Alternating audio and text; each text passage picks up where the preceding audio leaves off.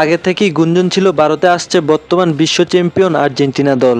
তবে অনিশ্চয়তা আর টানাপোড়েনের কারণে এক পর্যায়ে আইনি লড়াইয়ের মতো কঠিন পরিস্থিতি তৈরি হয়।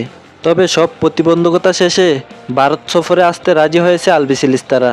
এজন্য অবশ্য বিশাল অঙ্কের অর্থ খরচ করতে হচ্ছে ভারতকে। আর্জেন্টিনার গণমাধ্যম সূত্রে জানা গেছে, চলতি বছরের নভেম্বরে কেরালায় প্রীতি ম্যাচ খেলতে আসছে লিওনেল মেসি মার্টিনেজরা। এএফ জানিয়েছে, নভেম্বরের ফিফা উইন্ডোতে 3টি ম্যাচ খেলবে আর্জেন্টিনা। এর মধ্যে 2টি অনুষ্ঠিত হবে অ্যাঙ্গোলার রাজধানী লুয়ান্ডায়, বাকিটি ভারতের কেরালায়।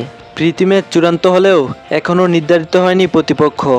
একটি প্রীতি ম্যাচের জন্য ভারতের যা খরচ হচ্ছে তা চোখ কপালে ওঠার মতো।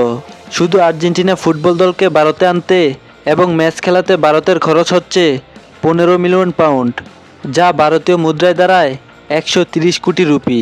আর বাংলাদেশি টাকায় যার পরিমাণ দাঁড়ায় 181 কোটি টাকা।